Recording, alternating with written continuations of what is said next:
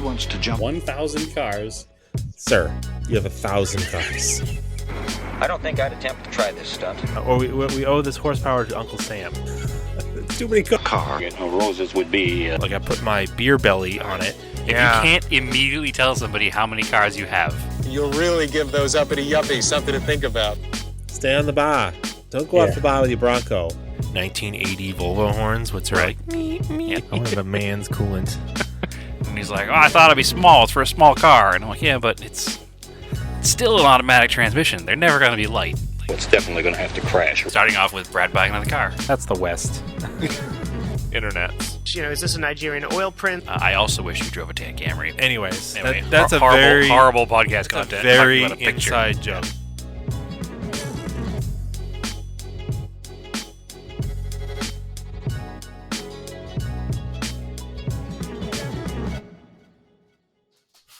Hello, and welcome back to Odd Off Topic. How goes it, Brad? Andrew, it goes wonderful. We'll get into it in a little bit, but the end of the 3 straight weeks of car events here in Phoenix is over, so got a little time to reflect. Yeah, life is good. It all went off without a hitch. I'm glad. We got in basically the last car event here, so I don't know. Where do you want to start tonight? Oh, well, I have one thing that's really been on my mind since the last episode. Okay. 2 things, actually, but we'll start with the first one. I know that I took a lot of heat on our Discord. Again, if you want to chat with people all the time and talk Ottawa topic style conversations about cars, come join our Discord. Plug it over. But anyway, I made mention that I did not hate my Nissan Rogue rental car when I was in California. And while I didn't say I was going to run out and buy one, I took a lot of flack for even mentioning that it wasn't a bad car. Then I saw that you were away for work, and you happened to get not only a Nissan Rogue, but an identically spec'd, even down to color, Nissan Rogue from your rental car company. Yeah. So, as much as I don't want to make another episode about a Nissan Rogue, I'd love to hear your honest thoughts about a Nissan Rogue, and please tell me honestly, and don't change any opinions based on what you think people will give you crap for, just so only I get crap. How did you feel the car behaved for you? All right, so I've got our preferred rental agency is Hertz for work, which is pretty common. A lot of companies do that. Okay. And they'll just tell you, just sign up if you're going to use Hertz, just sign up for the gold membership. This is a pro travel trip because it's free. Anybody with a Pulse gets it. And then you get to skip the counter. And like, I pull this move all the time where you rent the cheapest thing possible because it's just me for work. So I don't care if it was like a 2-door or whatever. Like I've gotten, I think one of the times I rented from Hertz and I didn't have gold membership. That was when I went to Daytona and they gave me the yellow Beetle like at the counter, which was annoying. But anyway, I would choose the yellow Beetle, but that's because So you just get to walk out to the quote unquote president's circle, which sounds super fancy. And there's just a row of cars. You just pick what you want. Nothing but Cadillac limousines and Suburbans. No. So I'm walking out there and I'm like, all right, there's a couple Altimas. There's some GM crossover things that I know I definitely won't like. There's a Nissan Kicks. That kind of, I know those aren't great. I couldn't find, I had a Kia, what's the Kia sedan? I had that last time. Well, there's something 5, K5. No, I don't know. It was new. It was nice, and it had low mileage on it. I liked it, but it wasn't there because the last time I went in, it was there, but it didn't have the keys in it, so I couldn't take it. So anyway, I'm looking around, and I turn, and I see a blue Rogue, brand new, and I was like, "Oh, that's funny. This is great because Forte, I know that's what Kia Forte. Yeah, I had a Kia Forte. That was actually a really good car too, just a good basic sedan. Because everything's got, all I want in a rental is CarPlay and and the screen so that I can use nav and I can listen to music. I don't really care what the platform is too much, as long as it's not like a super slow annoying Econobox, which is why I like being able to just pick whatever I want. Sure. So anyway, you chose for the lulls. You picked the same color blue, brand new Nissan Rogue that I had. I noticed it had Pennsylvania tags, so it was up the same exact car at least. But well, it's like there was like super economy cars there, and Altimas, and a Nissan Kicks, and a bunch of GM stuff. So I'm like, well, why don't I just take the Rogue? Because that's probably the best thing here. And Brad already said it was fine. And Brad's usually not that wrong, even when he is wrong. The bar is low. So it had 3,000 miles on it. So it's basically brand new. Yeah, I think ours had about that on it when we got it too. Yeah, it's a car. Like, I actually didn't find, they must have done some tuning on these CVTs because it wasn't super annoying to like get up on the highway. As long as you didn't, my thing was, as long as you didn't mat it like foot to the floor, it was fine. When you matted it foot to the floor, it was like, oh my God, what are you doing? Where do I belong? But other than that, it was fine. So, but you agree though, it wasn't terrible. Not at all. My assessment is backed up now, at least. Is it boring? Yes. Yeah, sure. Is it terrible? No. It is competently car, which is all I was trying to say. Like, it was a pleasant place to be. It wasn't like, I didn't feel penalized being in it. It was a nice enough vehicle. It was comfortable. It did car things in a car way, and I am beyond happy that at least now I have somebody else take the heat with me for defending even a little bit a Taltima. I will say they definitely improved the interior finishes on these cars. Oh, for sure. Now, there were too many different materials, was my opinion on the interior. Like, they were like... Oh, I like the seats with the gray insert. The seats were nice, but where the dash and the door panels met, it was like a different designer did the dash than did the door panels. And they both sourced materials from different places. And it was weird looking and awkward to me, but that's only a problem if I'm buying a car. I don't care if I'm renting a car. So it was fine. No, and the UI was really good. It plugged in, it worked. I had CarPlay. Yeah, now, the annoying thing with that Hertz, this is my little gripe with it. My flight was a half hour early. Lucky me. So I had planned it like my flight was supposed to show up at 7:45, and then I was all right. I'll pick up at 8. That's perfect. That'll give me the time to get off the plane, walk over there. So I showed up like literally like 15 minutes early. I'm over there. I walk out. I grab the car.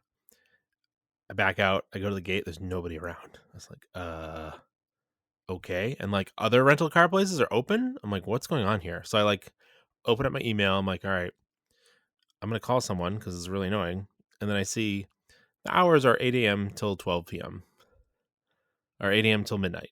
I'm like, all right, that's annoying. So I got to sit here for 15 minutes. 8 a.m.? 8 a.m. Okay. Well, you meant 8 p.m. when you were telling the story. No. Okay. Sorry, 8 a.m. till 12 a.m. Like midnight. Yeah, I'm like, that's really annoying. And then like some people like walked by that clearly worked for Hertz, like didn't say anything to me. This dude walks by, goes into the terminal, and then finally this woman shows up. She's like, all right, she's like, sorry, they're not here yet. It was like 5 of. She's like, starts, getting me like, and all they do now is scan it. They don't even give you like, they like check your license, and I don't think they even ask for the credit card anymore. Like, scan the car, check your license. Don't even give you paperwork. It's all email, right? So it's funny. I had the opposite. We still got paperwork and credit card and license and all that stuff, and we booked it online. So, you got to join the Gold. Maybe it's because you're the President's Club. Yeah, I'm telling you. And then, so I'm like, she's almost done, and the dude that walked by me, that come out of the terminal, is the like walks back like he's the dude that's gonna work in the booth. I'm like, really, bro? Like, come on. I mean, he's not on the clock. He's not getting paid. I know, but blame him. Yeah, like, I probably would have said hi. I'd be like, hey, I'll be right with you, or something along those lines. But yeah, I wouldn't expect him to help me yet. I know, but it was in like 5 minutes. It wasn't like I was there at 6 a.m. Sure, So. because he definitely wouldn't have been either. But 5 minutes just before like 8 might as well have been 6 in the morning minorly for him. annoying. But anyway, so I'm glad that you experienced the car, and I'm glad you can at least back me up in the fact that it's a competent vehicle. One thing I will say that surprises me on that is that it was a 3-cylinder turbo. Sure, I didn't notice. I didn't look. I didn't notice at all. I mean, I would stay away from purchasing a 3-cylinder car or even renting a 3-cylinder car, thinking it would be terrible. But I mean, it was totally fine. And maybe because my bar is so low for horsepower and speed that I don't care. But I was more concerned about it being like a buzzy, weird little 3-cylinder, and it wasn't. It was fine. Then I had a new Outlander next to me, like in a parking lot. I was like, oh yeah, these are the same vehicles. Yeah, pretty much. Same platform for sure. Except the Outlander doesn't have a 3-cylinder, I think, does it? Or does it? I don't think so. No, I don't know. Yeah. Headlights, amazing. The Xenons, like the sun. Oh, we didn't have xenons. We had halogens. Oh yeah, this thing had Xenons, which was good because it's dark out there where I was, and there's a lot of like deer running around. So we were in the middle of nowhere, so I would have appreciated better headlights. Yeah. I wouldn't complain about them because modern car headlights are fine, even non-xenon ones. But another pro tip that I do whenever I get in a rental car now, especially Nissan, flip those lights to auto as soon as you get in it. Then you don't forget. Okay. Oh, so they're always just turn on you? Flip them to auto. Yeah. Right. Because you'll just be driving a new Nissan with the light up dash and just be like, an NPC out there with no headlights. That's true. The one thing I notice all the time is what's the Chrysler called there? The Pacifica. Every Pacifica on the road has no lights on at nighttime. So yeah, because their daytime running lights are so bright and the dash is lit up so bright that nobody turns the lights on, so they have no running lights in the back ever, and it's a constant problem with that particular vehicle. We see Pacificas all the time with no lights on. So. Anyway, I'm just happy you did it, and I'm happy you agreed with me. And I want to put an end to the auto on topic of rogues and get back to old cars. Back to Taltima off topic. Yeah, exactly. Also, I did double check some pedantic corrections here. I did double check the front suspension and the Corolla just to make sure I wasn't wrong. No, you were right. You were right. Thank you. Yeah. Mistakes were made. I needed to clarify that out there. I was like, I don't think I'm that far off, but I was not. I was 100% right. It is a McPherson strut car. It's a different style than what you were thinking of, but in my brain, you were probably thinking of like a dual A-arm with a coil spring. Was that what you were thinking of? Yes. Or you just weren't thinking at all? Yeah. Either way, I know you know what a McPherson strut is, so I'm not trying to call you out here. It's just it's rare that I get the technical facts wrong and you get them right, so I'm just going to gloat a little bit and brush the dirt off my shoulders. So, that was it for pedantic corrections. Moving on, let's talk NASCAR. Yes. So we didn't talk NASCAR last week. One of our favorites was booted last week from the playoffs. We lost our man Bubba, unfortunately.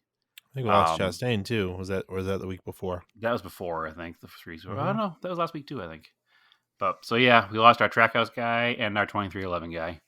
So we're a little bummed about that. But there's still a few names in the hunt that I'd like to see win a championship this year. I wouldn't be upset if Hamlin won. Basically because he has some principle in the 2311 team, so that's kind of neat. But anyway, this week's race was really good. Did you get to watch the race, Andrew? I did. The South Point 300 or whatever it's called. It's basically I don't know what the name. It's Las Vegas 300, so it's Las Vegas Speedway. It was a really good race. It was a pretty clean race overall. It was interesting seeing tire issues this late in the season. It seemed like they had a lot of right rear tire problems, and they were overdriving them and crashing the car. In fact, the winner of the race, unfortunately, was Kyle Larson. But even he, partway through the race, had an epic save. Like, he should have lost big time when he took that car as far sideways as he did and managed to save it, bring it back, and still win the race. So as much as I don't like to see him winning the race, his finish there was wild. So although It was wild. I'm looking right now at the finals on the internet. What Who was right behind him? Why am I blanking on this? was the 20 car? Yeah. Interesting. The results that are coming up are from the other race that was there, which this was the South Point 400 was the one I'm talking about. Christopher Bell is the 20 car who was right behind him. So, and Christopher Bell made it real interesting in the last like 10 laps. He was coming up like 0.2 of a second per lap, and within the last time around, turns 3 and 4, he was right on Larson's bumper and got him a little loose. And I thought for sure he was going to be able to get past him and go over the finish line in front of him, but the finish line is way too close to the end of turn 4, so he didn't have that like drag race down the straight. So unfortunately, that's what gave Larson the win. But I mean, it was well under a second victory by the end. It was great. So anybody who says NASCAR is boring doesn't know how to watch NASCAR, because I tell you, it was another great finish. So, and it was a great race the whole time. There was a lot of good racing during the whole event. So I enjoyed it immensely. Still happy to see who's still out there. You know, most of the guys that I wanted to take the championship are out, but there's still a few out there. And at the end of the day, I think both of us can agree it's anybody but Larson, right? So Yeah. it's kind of where we're at, which there are 8 people who can still take the championship, and as long as one of them's not Larson, we'll be happy. But it is what it is. He won the race, so he's guaranteed a spot in the they don't call it the Final Four, but basically the Final Four at Phoenix, right? So Yeah. So no, they have like 2 or 3 more races. there's not 2 Phoenix more next week. races. There's 2 more Yeah. races, and then Phoenix. Okay. So right now there are 8 playoff drivers still. After these next 2 races, there'll be 4 more eliminated. And then the final 4 drivers compete for the championship in the last race. So the whole field is out there. They still try to win the race. There are other things at play too. There's team points and car points and owner points and all that stuff. The championship's not decided for any of those. So guys that are out of the actual quote unquote playoffs are still trying hard to win the race, because it's a stat builder to win a race, but there's also, like I said, there's team points and owner points and manufacturers points, and they still want to get all those things for all those people. So they still drive just as hard as if they were in the championship. So it's not that they're just there as backmarkers. They're all there trying, but there's only 4 people who could take the championship. And I mean, I was explaining that this weekend, and at first it seems kind of weird that, hey, only 4 people can win this championship, but it's no different than it used to be in the past, when after the entire season, somebody could have won the championship with 3 races left. Yeah. Because the points wise, they were so far ahead, it wouldn't have mattered. So this actually, I think, kind of keeps that a little bit more interesting, where there isn't a champion until the final race. Yeah, there's only 4 people who can win it, but any one of those 4 could win it. So it becomes a whole different scenario than it used to be, where, if somebody had 6 wins in a season, then when there's 4 races left, it'd be like, well, nobody can get enough points to pass them, so they win, period, end of story, and the championship is decided. So I think this actually is, it's why they did it, to keep it more interesting, right? So Yeah. Anyway, it's wild. I enjoyed it. I'm again continuing to enjoy every single race this season, so keep going. So Homestead Miami is next week. Yeah. And then Martinsville, and then the championship here in Phoenix is in November. It's a pretty big spread of distance. Yeah, it is. Yeah. Right? So you'll Vegas to Miami. Martinsville, which is not as bad. Back to Phoenix. All the way over to Phoenix. Yeah. Weird. So. Anyway, I was watching the race, and I was remarking to Stephanie that when I watched it as a kid, I didn't have a much better understanding of NASCAR now as an adult. Like watching, it's interesting to see how cars will do worse sometimes in the beginning of a race and vice versa. Like as a race goes on, like a car will get better or worse. It's just Sure. kind of an interesting thing. Because it early on in the race, like Chastain wasn't doing so great, and then like the last stage, he was running up top 10. Sure. You're Absolutely. like, oh, maybe he's got a chance to win it here when there was like 50 laps left. I think 'Cause one he's of the running pretty biggest things, and I was talking also to Naomi about almost the same thing this weekend about the racing, because she's been watching some of the racing with me, not like flag to flag like you or I do, but she was saying that like, a couple years ago, she'd be like, "Oh, why? What is interesting about these cars driving around in circles?"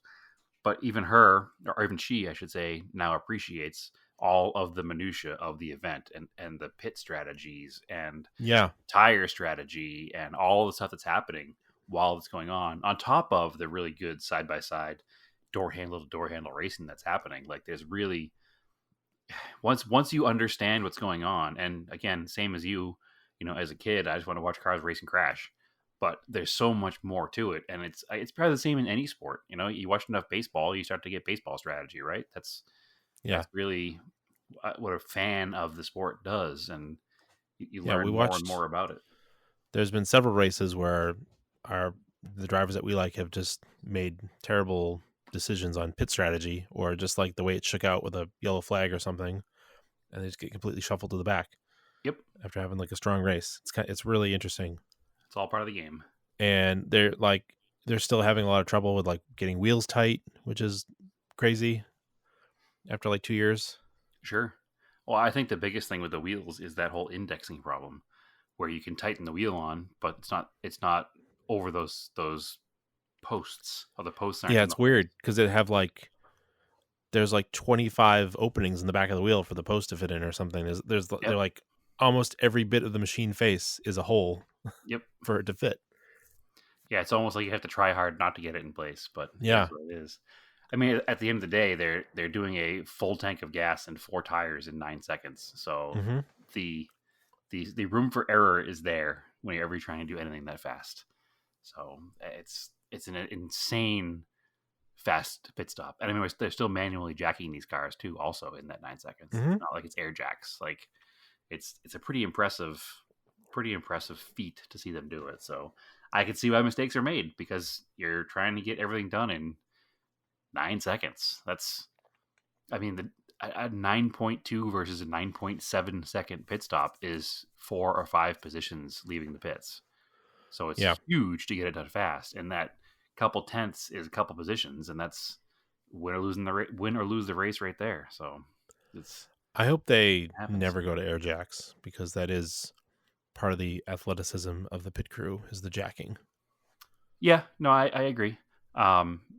Also, I'm hesitant to ever say I hope they never, because I don't want to sound like one of those NASCAR fans that got mad when they went from 5 lugs to 1. So that didn't bother me that much, but it's like it's cool because it's, I don't know, it feels more of a team sport for sure, because they're like the pit crew is much more integral for sure, because they haven't eliminated stuff for sure. And I think that all the complaints about the 1 lug still being an issue and wheels falling off, I think all the people who complain about it forget that wheels used to fall off with 5 lugs too. So because all it took was getting them a little cross-threaded, and once they got the temperature, they came off. So it's not a new thing; it's just a new way of doing it. So I think they basically fixed the tolling thing. It seems far less fragile. You can still break them if you hit the wall, but it wasn't like the first season of the new cars. Yeah, they were like they'd break like constantly under like force, like side load. Yep. Nope. They fixed a lot of things with the car over the past 2 years of running it. So I think that most fans who aren't just going to be mad are probably better now with the changes the cars had. So, and most of the drivers are happier with it now too than they were at the beginning. The one thing I'm really looking forward to is the drivers of these cars getting better on road courses. Yeah. Just because it seems like they're having a hard time like learning the car on the road courses. It seems to be that there's a large spread of skill set on the road courses, and it used to be a lot tighter with the old car. So I think probably because some drivers have experience in other cars that are closer to these cars. So. We know the transaxle will last because they got like 21 hours out of the one. Yeah. Well, I think it made 21 hours before they swapped it. Mm-hmm. So that's pretty cool. That's not a weak point for sure. Anyway, yeah, there's 3 races left. If you haven't gotten into it now, you're probably not going to, but it's been very enjoyable, and I'm looking forward to the next 3 races. So I'm also looking forward to the off season, so I don't have to watch a race every Sunday, because I realized like how addicted I've become to it this year. Like, I think it was last week we were out of town for the Williams show, and we came back on Sunday, but then we had like a family party to go to and the whole stuff. But I remember we're going somewhere else, and Naomi was like, "Do you want me to drive?" And I was like, "Yes," because I want to watch the race from the passenger seat. So I was like watching the race on my phone. Like, that's how addicted I've become to it this season. I want to take it in as soon as I can. So I'm actually looking forward to the off season. Did you watch Petit Le Mans? I did not. That was Saturday. Yeah, I had Saturday was. We'll get into it in a bit, but it was prep for an event all day and go to the event all evening. So. Yeah, it was that was a pretty good race with a lot of because the GTP, it's the new prototypes for this year, the championship had not been decided going into the race. And spoiler alert, so Meyer Shank Racing won the championship with the Acura. And they're actually getting out of GTP. They're not going to run it next year. It's like retiring champions. Yeah. Like Wayne Taylor Racing was like seemingly going to win it, and then they had an incident on track, and the car was destroyed with like an hour and a half to go. Oh, that's 50 minutes to go or something. Yeah. And then it was Corvette Racing's last race. And the car broke like halfway through. Right? Yeah. Yeah. So that was a bummer. Yeah. Kind of a anticlimactic finish to their race team. Like 20 years of really good racing. Yeah. But the GTP cars are here to stay for a little while. And, we're getting in the off season, but it's like Daytona's right around the corner. So you'll have Daytona 24 hours, and then February is the Daytona 500. So it's really only like 2 or 3 months away. Yeah, it's a short off season. Yeah. Yeah. Yeah, for sure. And actually, did we talk about it last week? We are going to be at Daytona. Yes, you and I will be there at the Daytona 24 hours. So if you want to meet us, we'll be there. Absolutely. If you're there, hit us up and we'll hang out for a bit. We'll be there all weekend, so Friday to Sunday. Yep, I'm super stoked for it. Because I want to catch, like, the support races are usually pretty good too. And I think we're going to try to hit, I know for Long Beach this year too, kind of in the car. We're certainly going to try for that because I've never been there. We'll see. Because it's like only 6 hours from you. So not even, yeah. I can fly out and we can drive out. Sure thing. Plus, I was trying to figure that out. So is it a week? Is everything spread apart by a week, or is everything in one weekend? I was under the impression everything was under one weekend. I can't imagine the city of Long Beach allowing the streets to be shut down for an entire week plus with racing for an entire we'll have to week. double check what the schedule's like. We'll talk about this off air. Yeah, I'm pretty sure it's very similar Friday to Sunday kind of setup. Because if we can catch Indy, IMSA race, some drifting, that'd be really cool. Yep, very very cool. One more point of motorsports. Oh yeah. Good friend of the podcast, Rally Santiago is his Instagram name, I think, correct? Or Rally Santi? No, I'm gonna be. Which is it? Rally Santi or Rally Santiago? Rally Santi. Okay, Rally Santi on Instagram He's in our Discord. He drives a BRZ in ARA Rally, and wanted to throw him a huge congratulations because he won the limited two-wheel drive class at LSPR this past weekend. So super cool that somebody in our community actually won their class at that event. That's a national event, so that's awesome. He finished 9th overall, and I think he beat all but maybe one two-wheel drive car. Like there's one open class two-wheel drive car ahead of him. Everybody else finished behind him, even in the open class. So that's a huge accomplishment, and I just want to give a big congrats to him. Go follow his Instagram page because he has posted videos, in-car videos of him driving, and he definitely finished first in class for a reason. He really left it all out there. Like he was hauling. It was impressive to see. So I would highly recommend following his page and following his rally antics and shooting him a congratulations for finishing first in class. So didn't want to let our little motorsports talk finish without a little conversation about that. So big props to him. So anyway, moving on. Yeah. What did you prep for all day? This past Saturday, was the inaugural Radwood Southwest, aka Radwood Phoenix. We've been talking about it for quite some time, and it finally happened. And I will say that this was the most fun I've had at a Radwood in the last few Radwood events I've been to. And I don't know if that's because it was so many people that I knew because it was a home event, or if it was just the fact that it was at nighttime, so it was kind of a different vibe with like the sunset going on, or the fact that they had a drift demo right off the car show, or the fact that in the adjacent lot across from the standard parking section there was a full-on drift event going on. So I don't know, it just seemed like there was a lot going on, lots of people there, seemingly, again, being a home event. It was kind of like going to the Boston event where it's like you just spend the whole day talking to people before you know it's over.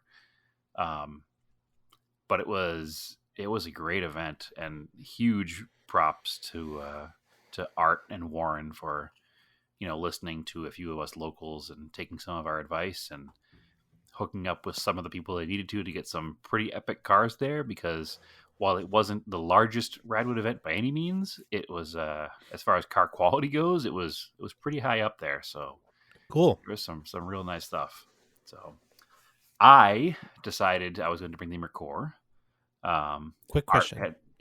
Answer. How far out is the Radford School from like? Yeah, see now this I think is the problem. Okay. It's about a half hour from everything.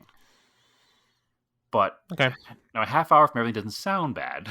No, it doesn't. Not in Phoenix. I mean, what's a half hour? 50 miles out there? But it's a half hour like in the middle of nowhere. So there's nothing in between anything and the racetrack. Okay. It's way out on the 10. Between what? Like heading towards LA? Yeah, you'd be heading west, I think. Okay. Maybe I'm wrong. I don't even remember anymore. I'm bad with directions, Andrew. Yeah. You know that I know. now. So you're asking the wrong person. I got is the it 10, and I went a direction on the 10. Yeah. You're either heading towards like New Mexico or you're heading towards LA. Right. So let's see. I'm going to pull the map up because right now I'm like, I honestly don't know which way I went. I'm curious. I don't know where it is. Is this what Phoenix International? Is that what it is? It's not the same as the NASCAR track. Not PIR, no.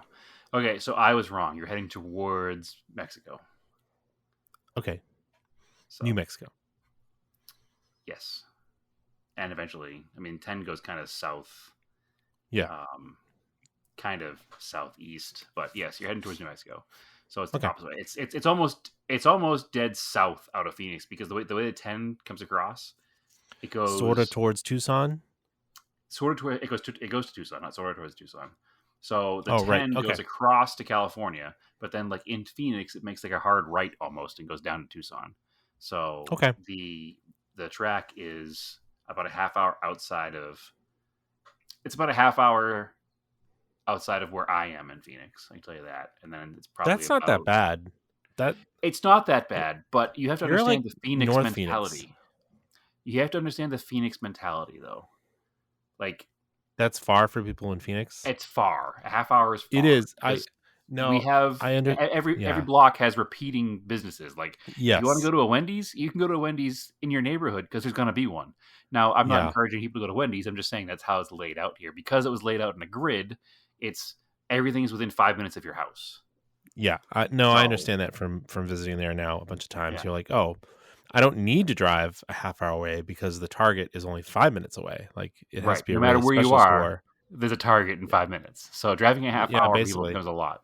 And then driving a half hour outside of everything becomes a lot. And actually, it's probably more like 45 minutes from my house, not a half hour, because I didn't come from my house to go there. We had another child's birthday party to go to this weekend that was already on the way out that way. So these kids and birthdays today, come on. It's funny. I talk to Naomi about it all the time. Like, I grew up with me and my sister, and that was pretty much it. We had some cousins that were like older, one cousin who's similar, but all of her, she's got like 1,000 nieces and nephews that were always at birthday parties for, it seems. So anyway, I enjoy it. It's fine. It's just funny and different to me from being what I grew up with. But yeah. All right, let's consolidate it then. Tell them to consolidate. Yeah, because especially just pick so one many month. Of them are so many of them all at once. October. Yeah. Anyway, sorry, you were born in May. Sorry, Marco. All your cousins. We've decided everybody's October. Just till July. Yeah. Right middle of the year. You get your Christmas. You get your birthday month. That's it. You're done. No more. Yeah. Makes everything simple. Anyway, so it's southeast of the city, but you're going on 10 east to get there. So you are correct. It makes it so it's a little bit closer to Tucson, I guess. It's still probably a couple hours from Tucson, but it's closer than if it was on the other side of Phoenix. My question, though, is I wondered if it would be more popular elsewhere. However, in talking to Art, he was saying that he really concentrated his advertising on, like, make sure he got Tucson and Flagstaff. And I was like, oh, man, there's like 5 million people just in Phoenix. So I don't think he needed to spread out that advertising outside of the city. He could have concentrated more on in the city, and maybe you would have gotten more people from in the city because there's so many people here. But I think anybody who needed to be there was there. As far as car quality went, I think that the car count being down was fine based on the quality of what showed up, and not just in the Radwood Royalty section, but even in the regular car show, there was some really nice stuff. I mean, we did laugh because a big portion of the Radwood Royalty section was just the Ron, Mike, Brad, and Tyson show. Because between the four of us, we had 14 cars there. What? Yeah. Yeah. Yep. So it's what we promised and it's what we delivered, right?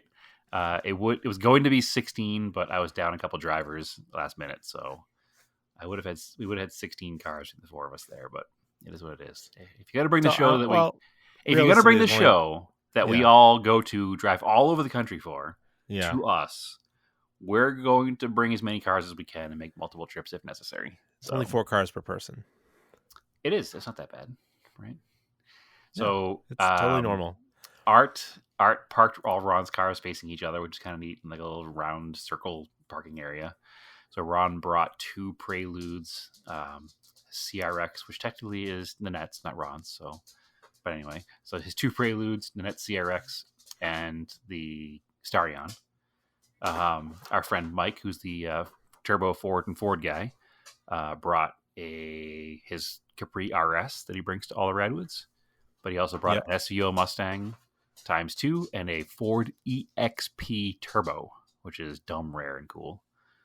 And then Tyson brought a Legend, an Integra, an NSX, and maybe a second Integra, like 2 Integras maybe, were Tyson's. Obviously him bringing all of his Acuras out. And then I had the Mercure, and Naomi drove the 944 out. So we had quite a few cars just in our section alone, which was fun. Art had reached out to me and wanted a car for the Coker Tire booth. And he'd asked if I could bring the Eclipse. And I said, you don't want the Eclipse. It's not super shiny and super like car show worthy. I was like, but I'll gladly bring out the Mercor. But it's going to require me changing out the wheels because it has 18s on it that are entirely too big for the car. And he was like, that's cool. Can you get it done in time? And I was like, probably. So I did. I don't know why I waited so long, but I didn't touch it until Thursday night. I decided to clean the wheels. So cleaned the wheels Thursday night, got them all ready to go. Unburied the car Friday night because it hadn't moved in, I don't know, since before summer started. So it was all covered up and put away for summer storage. Got that out Friday night, swapped the wheels on Friday night, and then panicked because I didn't have lug nuts. I'd gone out and bought lug nuts, anticipating the aftermarket wheels would have like an aftermarket style lug nut that wouldn't work on the factory wheel.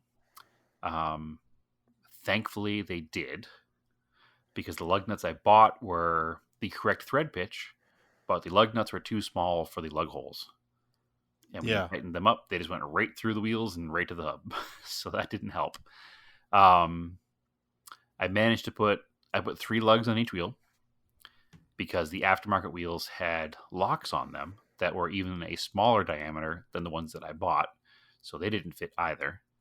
So I had to scramble on Saturday morning. Had to get up nice and early because the car had literally been sitting for, like I said, probably 5 months. And clean the car, run to the store, find more lug nuts that fit. Now, my nervousness was that I needed a lug nut that was wider to fit the base of the wheel, but wasn't too tall because it also had to fit under a center cap. So I was afraid that, a closed end conical style lug nut was going to be too tall. But thankfully it was not. So Saturday started at I got up before 7, and before I left. That's early for you. That's early for me. Yes. We should. Yeah. I need to acknowledge that. My work day starts at 7 now. So it's really not, but that's fine. It's early for me 10 years ago. It's not early for me anymore. Anyway, so I was up before 7, get everything working on the car, ran out, bought the lug nuts, washed the 944 real quick because it was also dirty. Managed to not only buff the entire Mercor, but also polish the Mercor and clean the interior before 12:30 in the afternoon to go to the kid's birthday party. Nice. So now here's the next nervousness factor. I have to drive this car from my house to this party and then to the Radwood event. And these tires, I've never driven a mile on. And they were not new. They're date coded 11 years ago. So that's all right. You're changing them out. I mean, they looked fine. They weren't. There were no cracks on them. They aren't super hard. Brad, they seem to be pliable. You're not doing pulls in a thing. You're not gonna die. You're fine. No, but I mean the speed limit out here is 65, 75 miles an hour, so you're moving along pretty good in these old tires. So I was a little nervous, but I will say the tires made it. So I'm not going to drive across country on these tires. They're going to be changed out sooner than later, but it enabled me to get to the show. It enabled me to see the car with the factory wheels on it.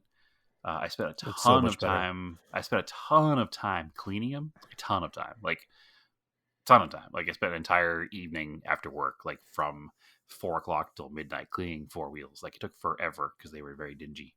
But they came out half decent. They don't hold up to super close scrutiny because a lot of the paint is peeling off. But overall, they look really good in the car, and I like the look of the fake BBS wheels that were on there, but not the diameter. Fun fact. The center caps of the fake BBS wheels and the center caps of the factory mesh wheels, the pattern is identical. Identical. Weird. You can literally place the BBS center cap in the factory mesh pattern, and all of the lines line up. Like, it won't. There's no way to like hold it in place on the wheel, but it lines up perfectly. So the design is exactly the same. So it doesn't have the 3-piece look that the fake BBS did, but I mean, there's some shame in running on some 48-pound fake BBSs, right? So, Yeah. The car does drive nicer on the correct size wheels. It's a significant size difference. The fake BBS wheels are 18 by 8s, and they were on a 215/35 or 205/35 tire, which is nothing for a tire. That's like a rubber band. And I went down from the 18 by 8 to a 15 by 5.5. Yep. So that's like a baby in comparison. But the wheels, the factory wheels, probably with tires, probably weigh 20 pounds less per than those big Chinese fake BBSs do. They were so heavy, it was ridiculous. I couldn't believe how heavy they were taking them off the car. Like, it was a lot of work. So the car drives significantly nicer. Significantly, like, it's a whole different car. I talked about how much the tires made a change for me in the Porsche. I mean, the tires and wheels on this made a huge difference in the drivability of the car. It also doesn't now rub on every turn and every bump. Yeah. Because it's factory sized. Did it fix the boost issue? It did not fix the boost issue, but a aforementioned close friend and Turbo Ford fan was looking at the vehicle, and he said, "Why is there a manual boost controller?" And I was like, Yeah. I don't know, because it came with it. Yeah. I was like, my assumption is whatever controlled the boost factory is not here. And he said, well, it's not supposed to have anything. It's just supposed to go, the vacuum line should just go right to the wastegate. He's like, Okay. The turbo is fair. not capable of producing enough boost to need to be controlled.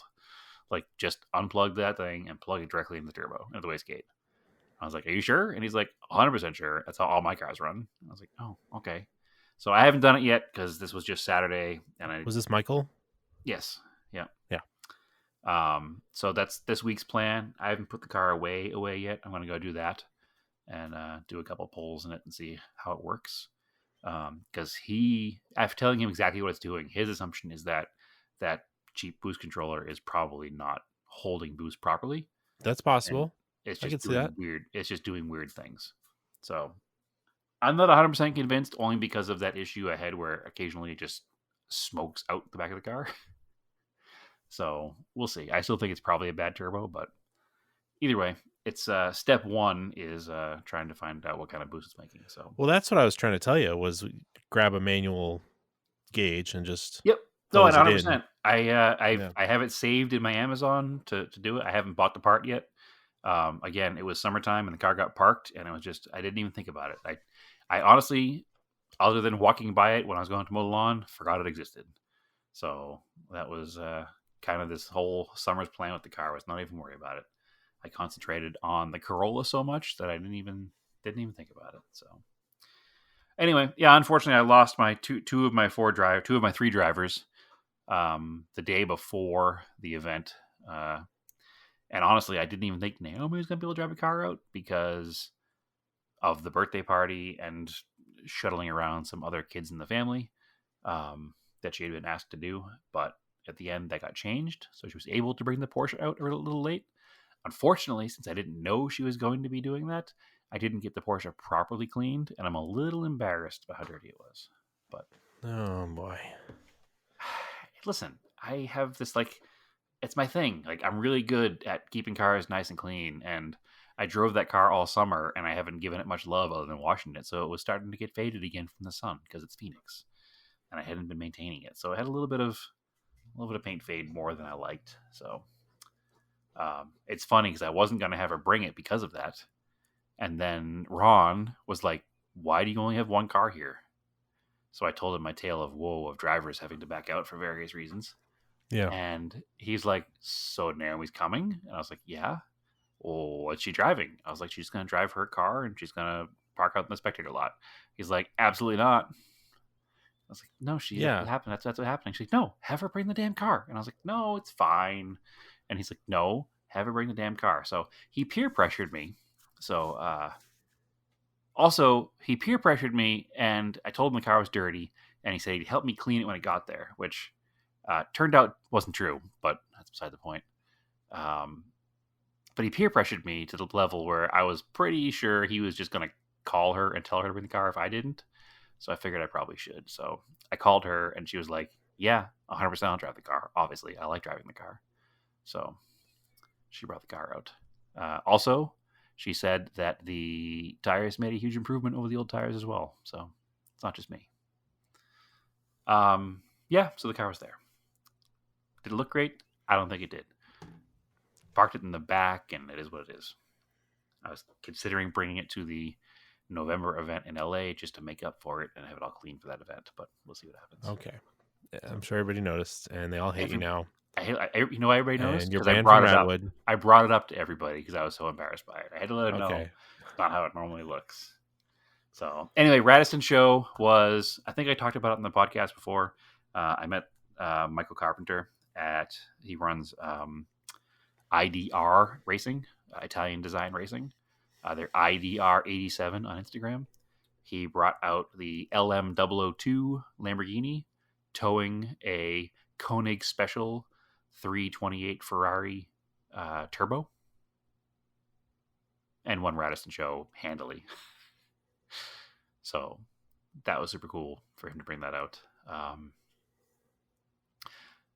Another friend of the show, Tim, has a couple RX-7s. He's got an FD and an SA, and he won Raddest Import. I think it was Raddest Import with his immaculate blue 79 or 80 RX-7 SA. Super cool car, like 100% original right down to the paint. It's as nice as my father's FB is. Like, it's a super nice car. Other cars of note, there was a Ferrari 348 race car with plates on it, which was kind of cool. There was a showroom fresh, like legitimately showroom fresh, 1998 Ford Contour SVT with a 5-speed that won Raddest Domestic, because it was, when was the last time you saw one of those? That was nice. Like, and especially this nice.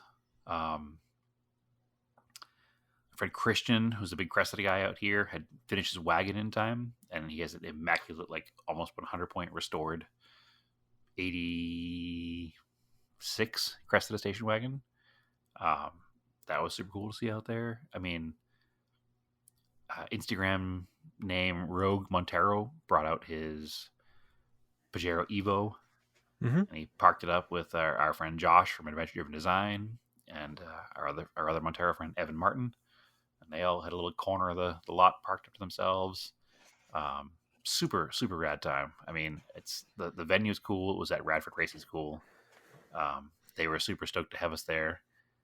It's super low risk, I think, for Radwood to be there, because I'm pretty sure that Haggerty owns all of these entities.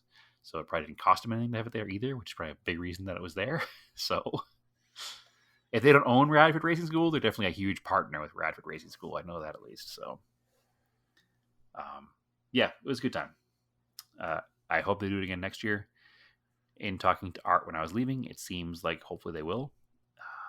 Maybe a little bit later in the year, only because October is such a hit or miss time in Phoenix. It can still be 110 degrees. And it was like at 2:00 in the afternoon, which probably also stopped a few people from coming out. I think if the event was in December or January, I think we might have had a bigger attendance from people who wanted to come out with old cars without AC. So again, having it at night was key, because obviously it cools off here, and it was like 80 degrees by the end of the event, and it was a gorgeous night. And the sunset pictures are awesome. So yeah, it was cool. I like that they're trying to introduce more and more extra stuff, like the drifting demo and whatnot while it's going on. So yeah, it was definitely it felt like an old school Radwood, and that was Cool. That was good to feel. So thanks to those guys. Had a good time. So Not to overshadow Andrew, but you had our favorite New England event this weekend too, did you not? One of our favorites. I think I've got some newer favorites, but it's still up there. The old standby. Yeah. Now that Staggered and what was Life. the other one? Grid Life happened. Like they probably a little more than this, but this is the old standby. Yeah, the Japanese car day at Lars Anderson Auto Museum in Brookline. And it stopped raining just long enough for the show. It didn't rain at all this past week. Well, it rained a little bit on Saturday, but yeah, it was clear. It was a little cooler, but it was nice. It was sunny. And a bunch of our local friends who are also on the Discord came by. You know, Chris bought like 3 of his cars, the Delica, the Chariot, the Repu. Excellent. They were 3 cars? Wow. Fancy man. Yeah. Scott, the stylus guy, brought his stylus out because it's Japanese. That's all he's got. He did. I noticed that, well, it's not all he has. All he has is Japanese. I noticed that he left his hood closed and didn't put his sign out in front, and now I feel legitimately bad. Did. Yeah. I legitimately bad. I feel like it's entirely my fault that I've sucked all the fun out of this man's life. And different type of crowd. I apologize greatly for cyberbullying him into not opening his hood and not putting his sign There's plenty up of people in the with front. open hoods there. Some cars were really, really nice engines. Others were like, okay, you could just close that. Yeah, for sure. And then our other friend Jordan, this Datsun pickup, Oh, excellent. which had the hood up because it has a really cool engine. So See, now that's, again, I agree with having the hood up on vehicles with really cool engine bays, and that is definitely a cool engine bay with his twin side draft carbs and his detail painted everything. So, yep. definitely rad. And I brought the G20 because it was available and easy. Sure. And it's a it crowd is shined pleaser. up now, and it looks good. And it's a crowd pleaser, honestly. Like, people like that car, especially with the Moret headlights. There was a lot of people into it. I was surprised. Yeah, and it was funny. Just randomly, there's this show car Subaru GC Coupe that I've seen at like Staggered and Grid Life parked next to me. Also has Moret headlights. Yeah, and those are only like 2 of the like 4 cars that Moret headlights are even available for that were sold in the Yeah. U.S. market. Yeah. It really throws people off with the G20 because they're like, what is that car? Because it's not even a alternate model headlights. It's just a random Sure. tuning company from Spain. Oh, they're super cool. I mean, it makes the car awesome. So I get it. I swapped the black 8 spokes back onto it. Excellent. They're more of a like JDM wheel. More of a show wheel, I guess. Yeah. Also, the tires Yeah. you wanted to not fall apart in the way there. Yeah, I'll get to that. Project car updates, I guess.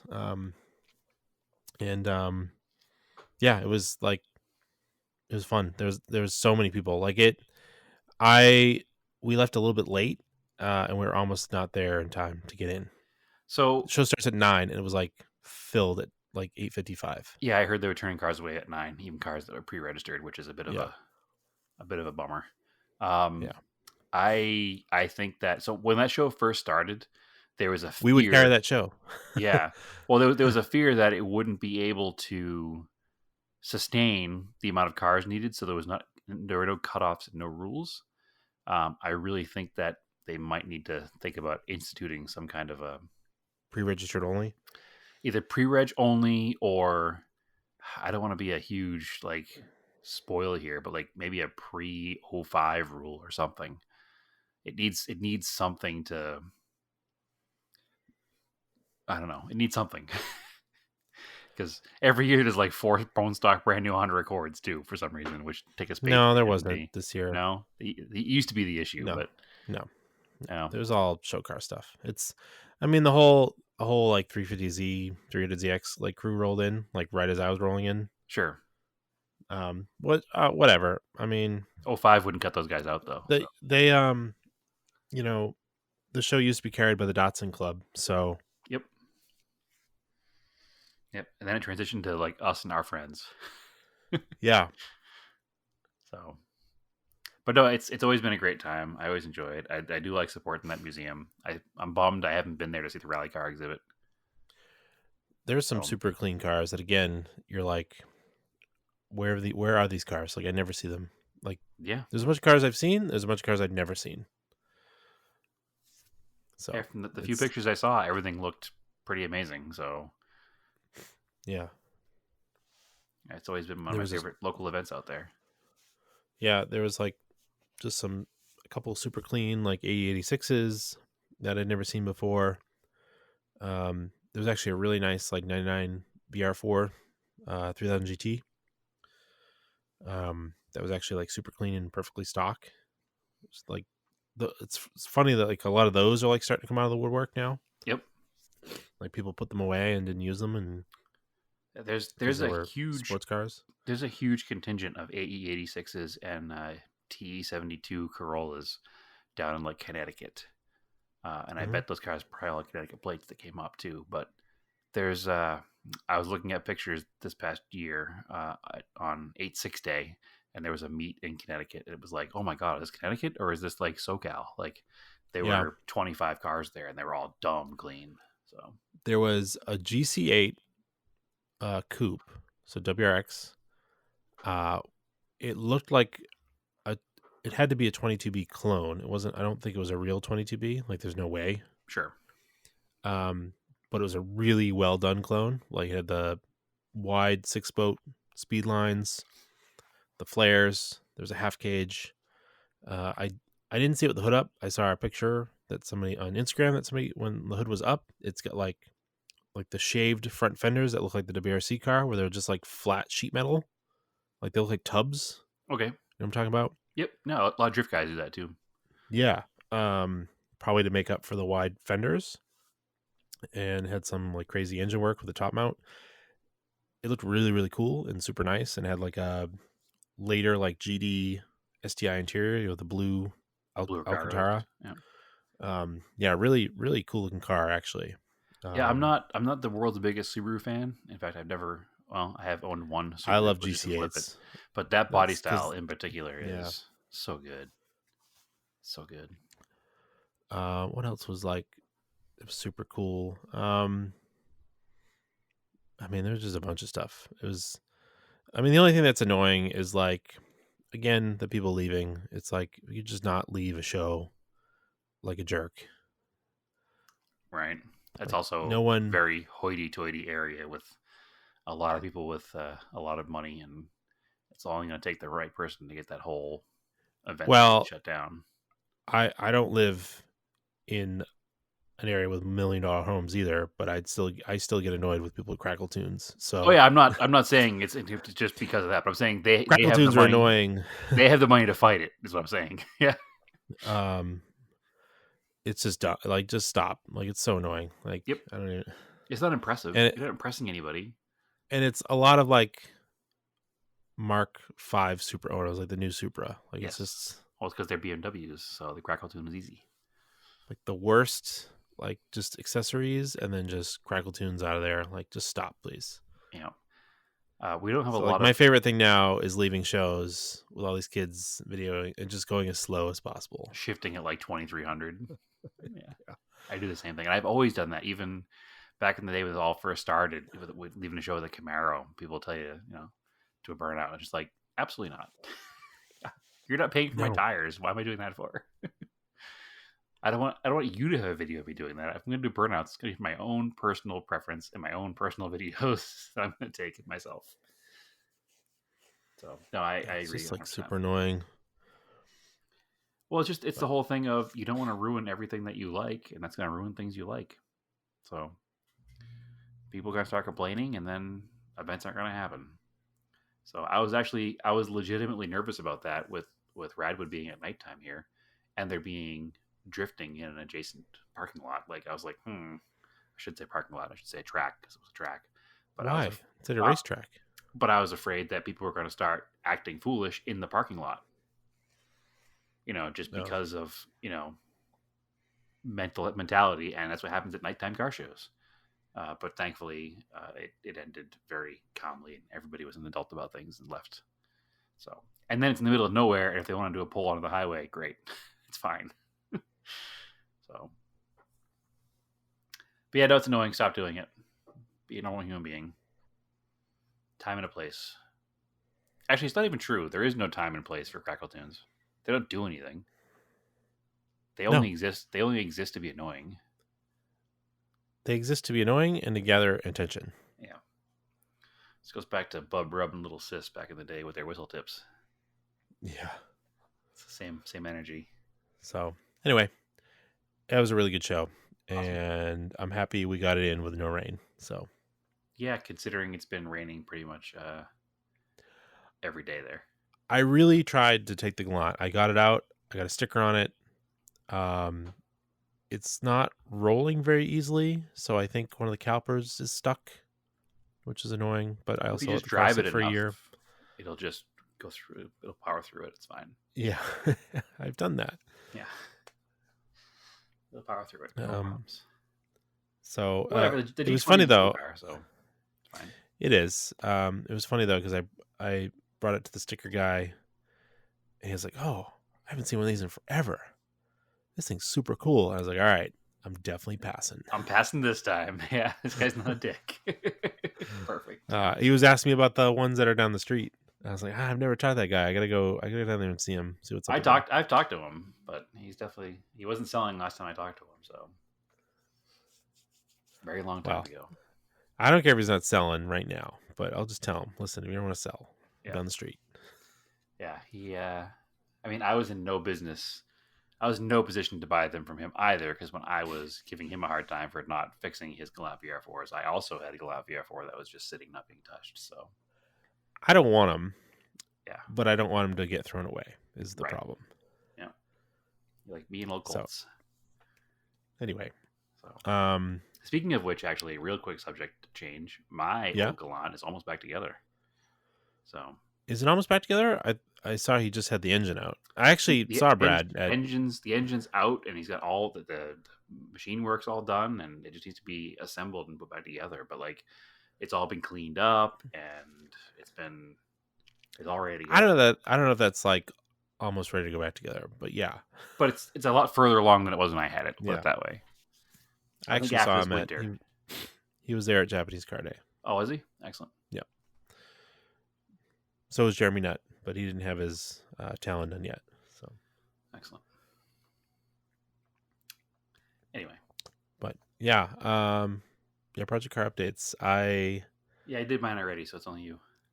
I took the G20 to a track day. That was last Tuesday. So yeah, I'd been trying to figure out what the difference was with these Falcon 660s versus 615s, and I think I figured it out. They are considerably softer. I ran a lot faster in the second session. Got them up to temp. I was like really hustling some laps, and I completely roasted the left front tire. Interesting. Like destroy. Like I could probably. I'm looking at it because I took them off. I'm like, all right, I could throw it on the rear because it won't really. It might not put as much pressure on it. Okay. And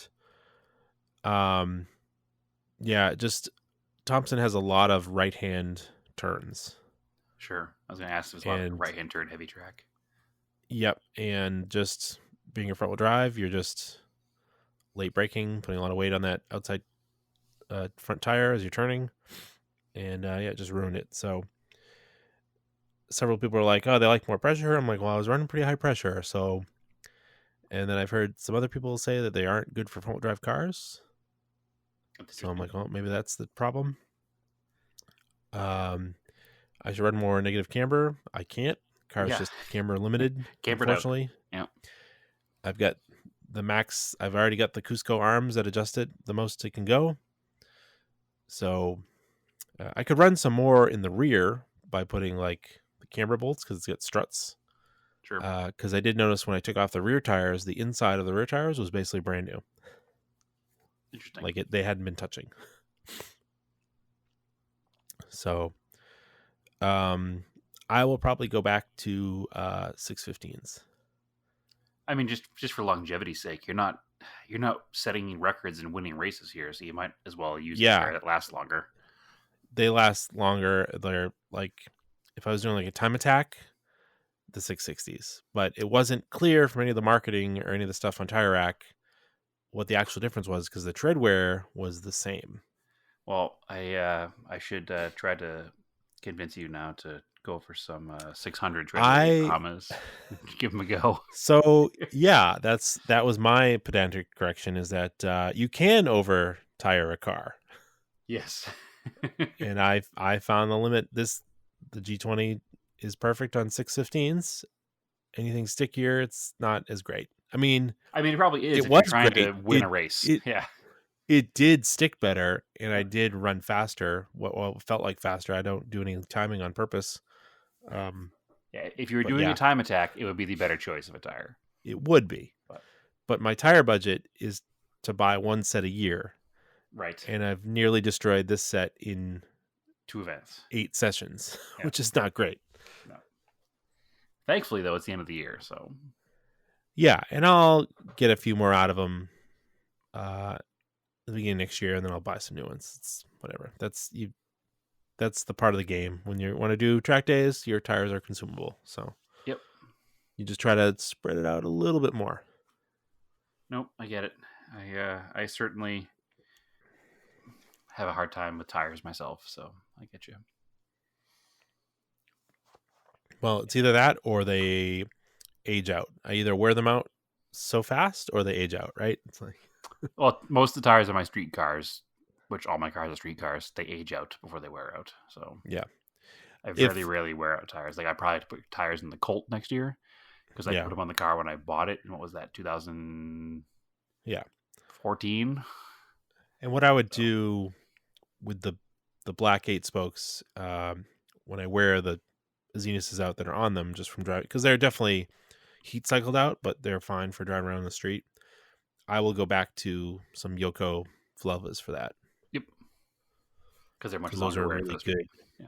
Yeah, for 300 treadwear, those are like a really good tire. Yep. Excellent. I wish they made those in 14s. Yeah, I know, it's kind of a bummer. Yeah. Well, that's I can do a quick back to my earlier conversation. The Mercor was in the Coker Tire booth because Coker Tire is trying to get into the 80s, 90s car market because they don't have money for that. So they were, one of the things they were doing at the show is they were walking around all of the stockish looking cars and they were writing down tire sizes. Yeah. Trying to get themselves like 14s familiar with more common sizes for cars that are coming up in the world. So 14s are nearly impossible to get because you're limited to like Chinese tires. I am very aware. Thankfully, I can get Falcon 615s, but that's about it. It's either 615s, Chinese tires, or like full on RCOPs. That's all I can really get in 14s. So I have Chinese tires on the Corolla for now, and when I have another set of wheels that I'm going to put a set of 615s on to do track days. So, which will be happening fairly soon, actually, because I was talking to another friend who came to Radwood from a track day, actually, and just talking to him about track day events locally. So I'll be doing some track day events, I think, with my friend Jacob here pretty soon. So anyway, that's all. Yep. Cool. Episode in the books. It is an episode. I think that was it. That was all I had. I got nothing left. You wanted to talk about you're setting up a thing for a Scale Autocast? I did. Scale Autocast, our on again, off again thought process, but actual active Instagram page. And in conjunction with that and our Discord page, we're doing another plastic bottle build off. Originally, it was going to be to the end of November, but I've not officially announced it till right now, so we're going to push it to the end of December. It is a no rules build off. There are also no prizes for this build off. It's just to encourage people to get out there and build some models and share some progress, and we will share them amongst all of our social media accounts and in the Discord group as well. You don't need to be a member of the Discord group in order to participate. It will make it easier to share things, but you don't need to be. So look out for a post all across our social media platforms announcing what's happening with that. and going from there. I'm hoping we can encourage some people to build some models because it's a hobby that you and I both love and hate and love to hate at the same time. But we want people to do it because we don't want the hobby to die. So doing our best to push it out there and get the people to build some stuff. Plus winter's coming on the East Coast. So get an indoor car hobby this winter, right? So Yeah. and I'm going to guilt Andrew into building something that's not a non-painted snap kit, hopefully. So I don't know. I got a couple sitting here calling my name. there you go. So anyway, But that's where we're at. They're So painted snap kits. to do two then. So follow the page Scale Autocast for that. Follow me personally at TSISS350 on Instagram. Even though Instagram has been frustrating me lately, that's where we're at. That's our final frontier for social media, really. So Andrew, where can they find the podcast and you? Find the podcast, Auto Talk Podcast on Instagram. You can find me on Instagram, Raced in Anger. Yeah, that's it. We're kind of, maybe Threads is back. I don't know. Kind of trying to make it a thing. It's certainly better than the old Twitter that's now X. So Yeah. I'm over there sometimes. Yeah. But Is anyway, what do they call tweets now, by the way? that's a good question. I don't know. It's terrible branding. I heard somebody the other day call them excretions, and I was like, that's gross, but it's also kind of funny. But then I was gross like, platform. that's kind of like an Elon thing to do. He probably wants them to be called excretions. Yeah, I don't really So- care. No, Really I mean, give I this too haven't. much. I haven't even logged into there since I don't know, months now. Gave up. So Yeah. The only thing my complaint now about Instagram is the hashtags are they messed them up. It's really hard to look for a show that you were just at unless it has a good hashtag. my two complaints about that are the hashtags, because if you search hashtags, it doesn't give you recent; it just gives you popular again. Nope. Yeah. And also just the engagement doesn't make any sense. It doesn't make any sense how one post can get 150 likes and another post can get 38. It's social media is become less social and more corporate overlords, of course. So Yeah. I think that's just the way everything goes nowadays. Well, anyway, Whatever. it's not very analog of us to talk about that. It's not, but we're doing a podcast, which is also not analog, so We it's are. fine. Keep your cars analog and your We are. podcast digital. Yep. All right. And on that note, you already said it. I guess we have to just go. Well, I mean, you can still say aim for the roses. It's fine. Oh, damn it, I said that now too. It's all over again. All right. Do those things. That's it. Talk to you later. Yeah. See you next week. Bye.